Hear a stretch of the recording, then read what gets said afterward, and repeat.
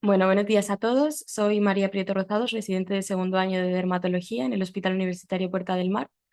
Hoy es 7 de febrero, hace 10 grados y hoy vamos a hablar sobre los marcadores moleculares e inmunistoquímicos del melanoma. Bueno, este es un poco el índice que voy a seguir a lo largo de la presentación y vamos a empezar. Bueno, todos ya sabemos que el melanoma es un tumor maligno que deriva de los melanocitos y que es especialmente agresivo. Eso sobre todo lo vamos a ver de origen cutáneo, aunque también puede aparecer en otras superficies como mucosas o la uve. Realmente el melanoma es un importante problema de salud pública por el incremento exponencial que tiene de incidencia desde hace unos años. Y no solo eso, sino que la perspectiva a 20 años a futuro es que este siga aumentando, asociando además altas tasas de mortalidad. De hecho, es únicamente un 1,2% de todos los cánceres cutáneos, pero representa la primera causa de muerte por tumores cutáneos.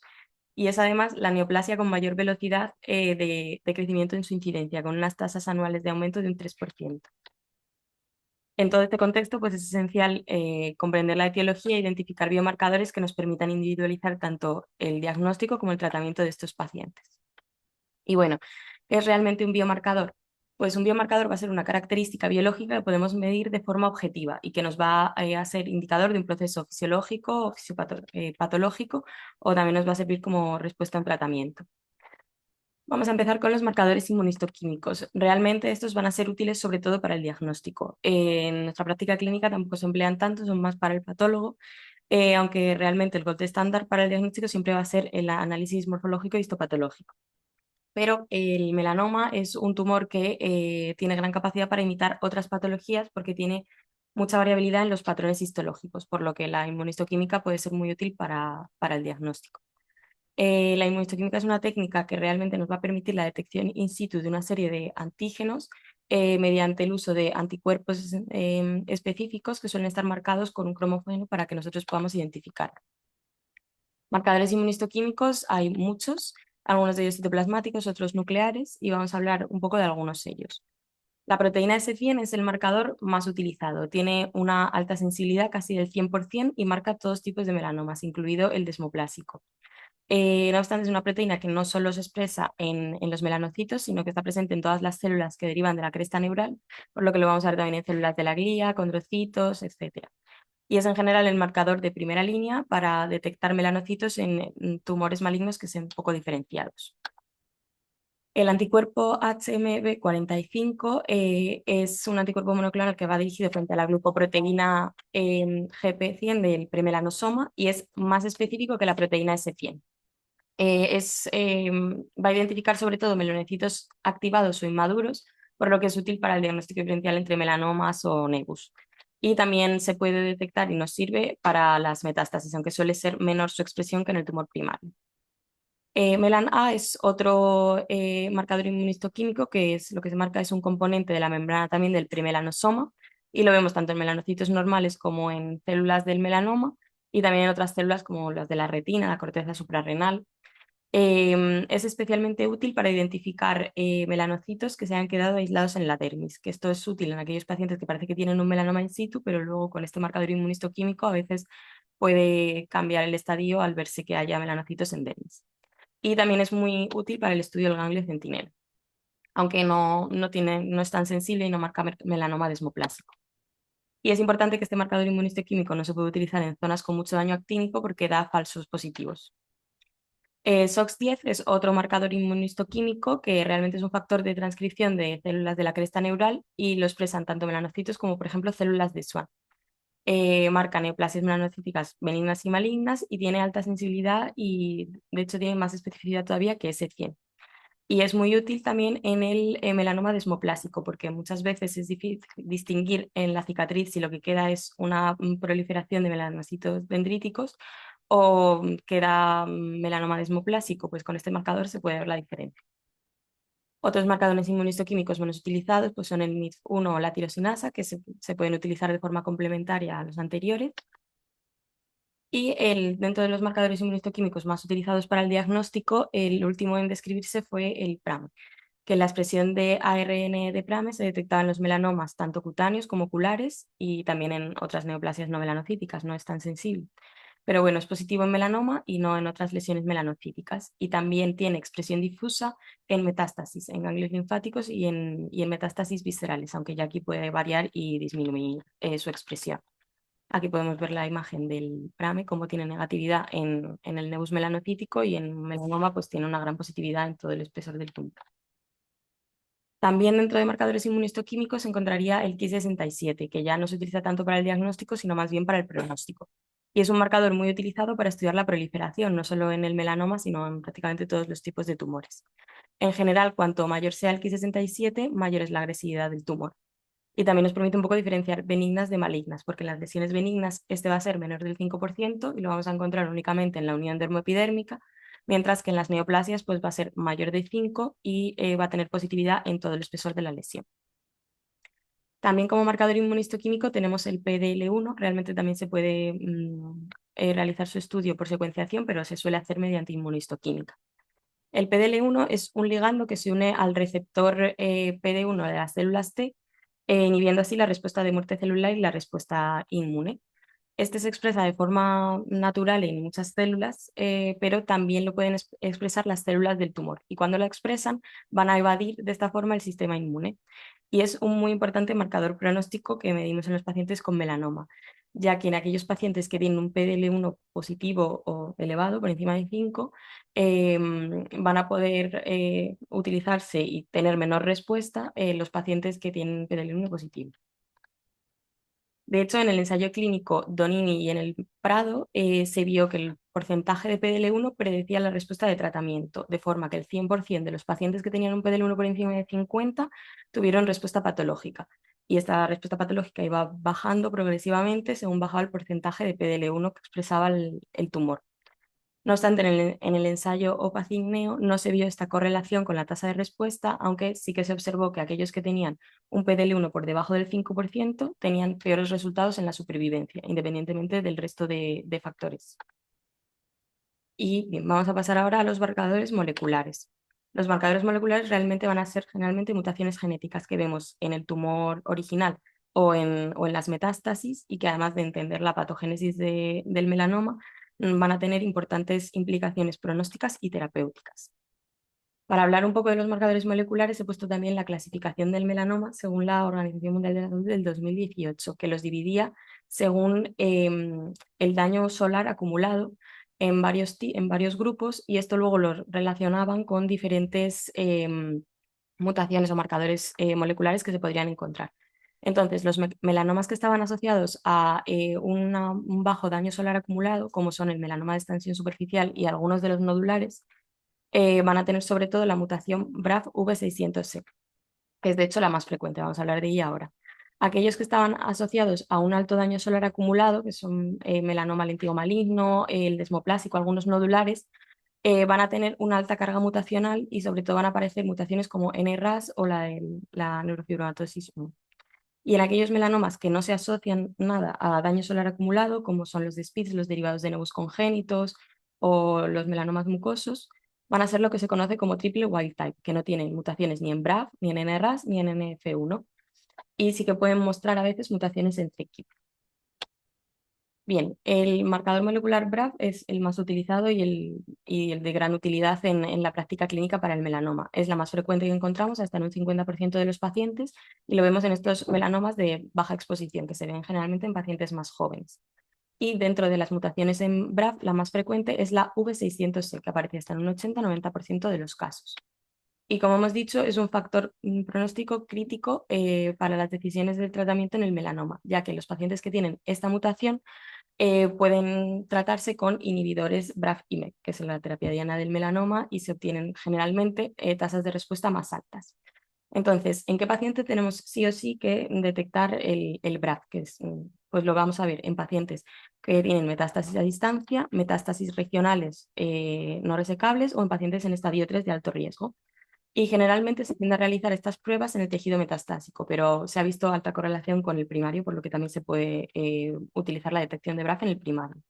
Y se puede medir tanto por inmunistoquímica como por secuenciación, pero por inmunistoquímica podemos ver algunos falsos negativos, por lo que si nos interesa, pues también podemos pedir la secuenciación aunque haya salido negativo. Otra mutación, la segunda más frecuente, es la mutación en NRAS, que lo vemos hasta en un 20% de los pacientes. Muy importante es que en general las mutaciones NRAS y BRAF se consideran excluyentes. por lo que si el paciente tiene mutación NRAS suele tener un peor pronóstico, un pronóstico un poco menos favorable porque no va a tener la mutación BRAF y no vamos a poder utilizar tanto esta terapia con inhibidores BRAF-MEK. Aunque sí que se ha visto que los pacientes con mutaciones NRAS pueden responder en casos seleccionados a los inhibidores MEK. Luego tenemos el NF1, que es un gen supresor de tumores, también es el tercero más frecuentemente encontrado, está en un 10-15% de los melanomas, y lo vemos sobre todo en melanomas asociados a alta carga mutacional, pacientes que tienen mucho daño solar y suelen coexistir con otras mutaciones como BRAF y NRAS. Es útil porque tiene cierto valor pronóstico, porque al ser tumores que tienen tanta alta carga mutacional van a generalmente responder bastante bien a la inmunoterapia. Y luego, por último, tendríamos el c-KIT, que es la mutación que vemos en estos pacientes con triple wild type, que son generalmente melanomas que no suelen asociarse a daño solar acumulado. Y realmente en este caso, pues únicamente tener en cuenta que pues, sí que se ha observado que en pacientes seleccionados pues, pueden responder a los inhibidores de c-KIT como imatinib, pero todavía faltan estudios en esta parte. Y por último, entre marcadores moleculares he metido también la carga mutacional, que está definida como el número de mutaciones somáticas por megabase de genes estudiados. Y tiene un importante valor tanto pronóstico como terapéutico. Porque a partir del estudio Keynote se vio que en los pacientes que tenían tratamiento con pembrolizumab de melanoma avanzado, se vio que si tenían una carga mutacional elevada, que se consideraba por encima de 10, pues iban a tener mejor respuesta y mayor supervivencia global al tratamiento con inmunoterapia. Y ya por último vamos a hablar un poco de los biomarcadores serológicos. Estos biomarcadores serológicos se van a detectar en muestras de sangre periférica y son especialmente útiles porque nos van a servir para el seguimiento del paciente con melanoma avanzado, ya que podemos hacer estudios de sangre periférica de forma en cada determinado tiempo y nos va a permitir ayudar en el seguimiento de estos pacientes. Los más utilizados van a ser S100 y LDH. S100, que es la misma proteína que veíamos al principio para el estudio inmunistoquímico. Generalmente se correlaciona con la agresividad del tumor y la carga tumoral, por lo que niveles elevados basales se suelen asociar pues, a mayor riesgo de progresión y menores tasas de supervivencia global y de supervivencia libre de progresión. Además, también nos sirve para medir la respuesta terapéutica, porque en general, tanto después de la cirugía como después de los tratamientos, S100 debería disminuir, y para la monitorización del paciente, pues elevaciones del S100 pueden indicar recurrencia. Algo bastante parecido aparece con la LDH, que también está relacionado con la carga tumoral y con la enfermedad avanzada, sobre todo se eleva en metástasis hepáticas y pulmonares. Y además, el LDH está considerado como un factor pronóstico independiente en la clasificación de la JCC para el melanoma metastásico, que luego lo vamos a ver. Niveles elevados se asocian con menor supervivencia global y supervivencia libre de progresión, y además también nos sirve como medidor de respuesta terapéutica y para ver las recurrencias. Y específicamente en el LDH, los niveles elevados también se han relacionado con mayores tasas de resistencia al tratamiento con inmunoterapia. Aquí podemos ver en la clasificación en el estadiaje para el melanoma, cómo a partir de los melanomas metastásicos, que son los que tienen M1, pues se va dividiendo según tienen LDH elevada o no, porque es un factor pronóstico independiente. Y estas dos son los marcadores serológicos que están recomendados en la guía EADO para hacer el seguimiento de los pacientes. Otros marcadores serológicos tenemos también el interferón gamma, que es una citocina clave de la respuesta inmune antitumoral, por lo que en general niveles elevados nos indican que está habiendo una buena respuesta de nuestro sistema inmune ante el tumor, por lo que se suelen correlacionar con mayor supervivencia global y mayor supervivencia libre de progresión. Y además, en los ensayos clínicos OPACIN y OPACIN-NEO, se hicieron en pacientes con melanoma avanzado en tratamiento con anti-PD1, se vio que la expresión en el tumor de genes inducidos por interferón gamma eran pacientes que tenían mayores tasas de respuesta patológica al tratamiento con anti-PD1. Y ya por último voy a hablar un poco de la biopsia líquida. La biopsia líquida nos permite, a través de una muestra de sangre periférico, determinar varios marcadores moleculares, porque hasta ahora todos estos marcadores moleculares los teníamos que estudiar o en el tumor o en las metástasis. Pero este nos permite estudiar marcadores moleculares en la sangre del paciente. Inicialmente lo que se estudiaban fundamentalmente eran células tumorales circulantes, fue lo primero que se detectó, pero ahora se centran sobre todo en el ADN tumoral circulante y también se puede medir microRNA circulante e incluso exosomas. Tiene muchas ventajas. Lo primero es que es menos invasiva, pero sobre todo es útil porque nos permite un seguimiento continuo del paciente. Al ser un marcador serológico, podemos repetírselo al paciente y nos va a dar información de cómo va evolucionando. Y además, pues eso refleja la evolución del tumor porque pueden aparecer mutaciones o alteraciones que no estaban en el tumor original. Está empleado para otros muchos tipos de cáncer, como el colorectal, y la aplicación en melanoma es muy amplia. Por un lado, sirve como un factor pronóstico independiente, pero también nos va a permitir valorar la respuesta al tratamiento y, sobre todo, detectar de forma precoz recurrencias o progresión. Inicialmente, como hemos dicho, lo que se estudió fue la detección directamente de células de melanoma circulantes, que ya por sí la detección y cuantificación de las mismas nos va a dar importante información porque nos indica que existe carga tumoral y que puede haber enfermedad subclínica o diseminación metastásica. Y además sobre estas células se puede realizar análisis genético mediante NGS que nos va a dar mucha información pronóstica y terapéutica. Y hoy en día lo que más se utiliza pues, es el ADN tumoral circulante, que es uno de los biomarcadores más prometedores. También se correlaciona con la carga tumoral y va a ser útil sobre todo para las recurrencias o progresión y para predecir la respuesta al tratamiento. En el caso de las recurrencias o progresión, tenemos que la detección de ADN tumoral circulante va a ser útil sobre todo en pacientes de melanoma avanzado, de 2B a 4, sobre todo tras la cirugía. Y en estos casos, si nosotros detectamos ADN tumoral circulante, pues va a estar relacionado con menores tasas de supervivencia global y supervivencia libre de progresión. Importante que en este caso, pues en los estadios bajos como 1 o 2, pues suele tener un valor más incierto porque realmente va a ser o debería ser negativo. Y también nos sirve para predecir la respuesta al tratamiento. Se ha visto que los pacientes en melanoma 4 están en tratamiento con inmunoterapia. Cuando no descienden los valores de ADN tumoral circulante tras la semana 12 de tratamiento, esto va a estar asociado a menores tasas de respuesta, de supervivencia global y de supervivencia libre de progresión. Y en general, pacientes que tienen niveles bajos de ADN circulante, a pesar de que no hayan realizado todavía ningún tratamiento, pues van a tener mejor respuesta, supervivencia global y supervivencia libre de progresión. Y bueno, lo mismo que en el caso anterior, podemos realizar estudios eh, genéticos sobre estas muestras para determinar mutaciones. Importante que en aquellos pacientes que únicamente tengan enfermedad intracraneal, estos marcadores no serían útiles, aunque sí que se está estudiando el estudio de ADN circulante tumoral en el líquido cefalorraquídeo, pero en sangre periférica no tendría tanta utilidad. Aquí podemos ver cómo va evolucionando el tamaño del tumor junto con la liberación o la detección de ADN tumoral en sangre periférica. Cuando se empieza el tratamiento suele haber una elevación del el tratamiento con inmunoterapia, suele haber una elevación de la liberación de ADN circulante y luego pues va disminuyendo según va el tratamiento y en caso de recurrencia pues se elevaría y nos permitiría también detectar.